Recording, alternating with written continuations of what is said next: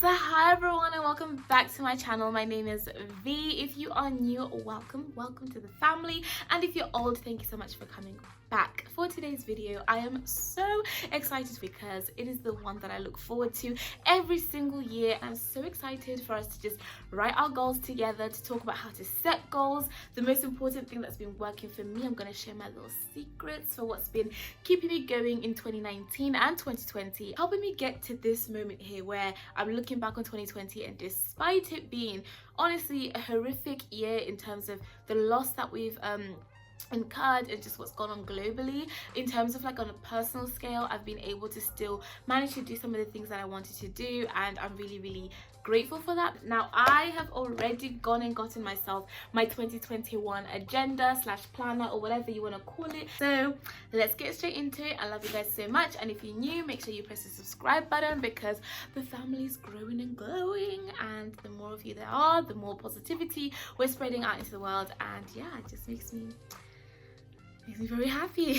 So the first thing to remember is that everything that we're going to talk about today is all about you. Everything is about you. These are the goals that you are setting for your life, and it's your happiness and your desires. I think before I turned 22, when I was about 19 and 20, I feel like I was living, but I wasn't living for me. And I'm so happy I'm finally 22. I feel like it's the age that I've been waiting for a long time, because it's the time that I think I'm gonna come into my own. I feel more like myself. I feel like I am owning who I am. I'm really excited for this phase of just, this is now like grown up V, you know, and I'm really excited for that. I felt like my life belonged to other people. I was making other people happy. I kind of felt like I wasn't thinking for myself. I mean, I was still happy, but I wasn't doing everything that I wanted to do. When I was about to turn 22, that, I don't know, there was a shift. I just decided, you know what? This is my time. It's my time. The next thing to remember before we even talk about how to set goals is remember that you are not in a race with anybody. You're on a journey. It's about the process. How are these moments going to make you a stronger person? How are they going to help you discover who you are, what your limits are? Remember that it's not a race. For you to remain focused, like, you can't be watching your friends because their situations are different, and if you try to compare yourself to them or run their race, it's gonna be like a very painful journey because you're not them and you're never gonna be them. And I know that sounds so harsh in the way that I'm saying it, and I don't mean to deliver it in that way, but what I'm trying to say is you've got a different walk of life, and no one's list of goals should ever be the same because they're not you. You're a unique individual, and you have different requirements and different needs and different things to maintain you. And the last thing to remember as a disclaimer before we go any further is that you come first in terms of looking after you, your mental health, your health. And my sister said that if you're not 100 up here, then you're not going to be 100 with whatever you do out here. So looking after yourself is so important. Don't compare yourself. Your goals are personal to you. They belong to you and no one else. So even if there is an end goal that you really want to accomplish, but it's going to take a lot out of you physically, emotionally, mentally, you've got to always sit down and reevaluate and readjust, because there is no point in setting goals that are going to make you miserable, or goals that are gonna put you at risk in terms of emotionally, mentally, physically, all that stuff I've mentioned. So that's another rule, is you always come first. So if you need to readjust or maybe even remove a goal or add a new one in, you should do that. And those are the disclaimers. It's all about you. And let's go into the actual practical steps. So the biggest thing that I've been doing that has literally changed my life and the way that I navigate the spaces that I enter, the things that I do, is keeping myself accountable. And that is my big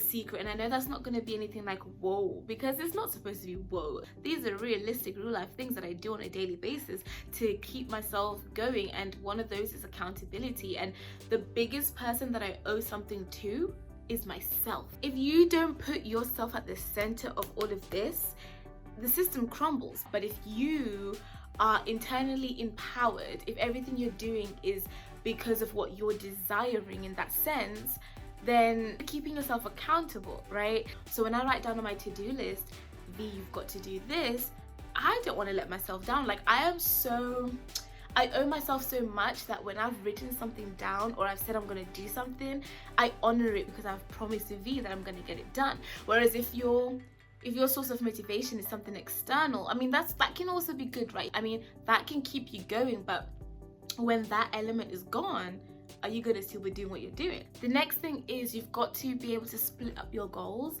into push and pull goals.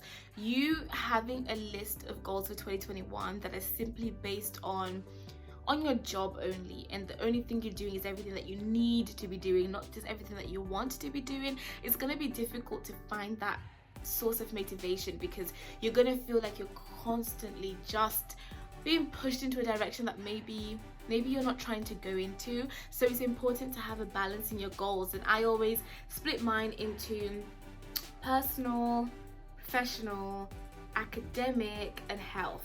That's how I split mine. Sometimes it alters year to year, because if you watch back an old video, I might have different categories, but loosely it's like that. You've got to have something that's keeping you going, a passion, something that's to do with internal sources as well as external. The next thing that I'd say is also looking into your systems around you and not just the outcome of the goal. So it's all well and good me saying I want a really tidy bedroom, and every day I put on my to-do list, tidy your room, and every day I'm just waking up and I'm just tidying my room every single day, and it's like, wait a minute, yes, you're meeting the goal, but to meet the goal you got to change the system, right? If you want to meet the goal, you've got to change the system. So instead of just continuously thoroughly tidying your room every day, learn how to organize better, right? If you wake up every day and your room is in a complete tip and a complete mess, think about maybe the system that I've got going on in here isn't working, because if I'm on my feet 2 hours a day every single day tidying this room,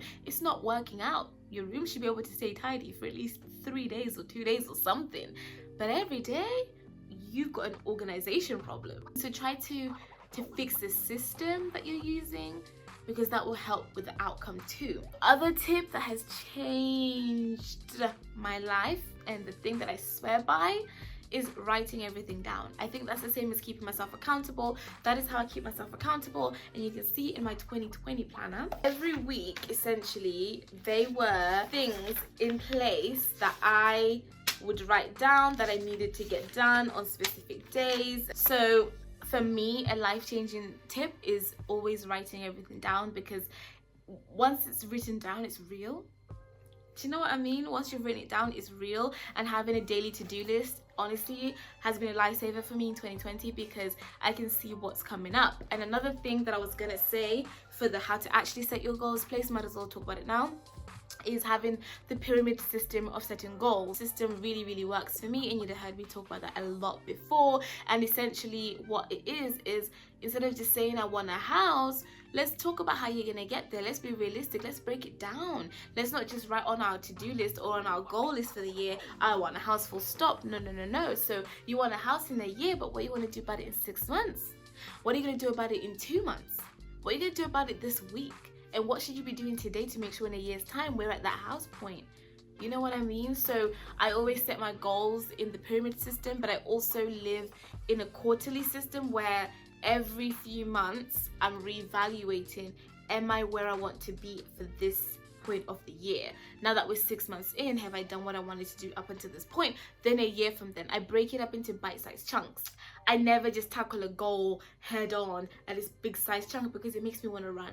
Another thing that I really do that I've been implementing this year is becoming selective about what I am consuming in my life. So I would say that for a long time, when I was younger, I used to have people around me that kind of, I don't know, they make you question, are you dreaming too big? They make you question your self-worth just because of their attitudes to life. So I realized the longer that I'm around these people, the more that I'm becoming kind of like them, because you can be influenced by those around you, and that is, even if you're the strongest person in the world, that is kind of an inevitable thing. So I said, okay, if I'm gonna naturally be influenced by those around me, I might as well make sure I'm around the right people. And this year, 2020, I am so proud of the unapologetic nature of how I've been cutting anybody off that I feel like your presence is not helping me. It's not helping me, and it's not good for you, it's not good for me. So in life, it's better to part ways than to kind of force a toxic situation, I believe anyway. So is to be selective about what you're consuming,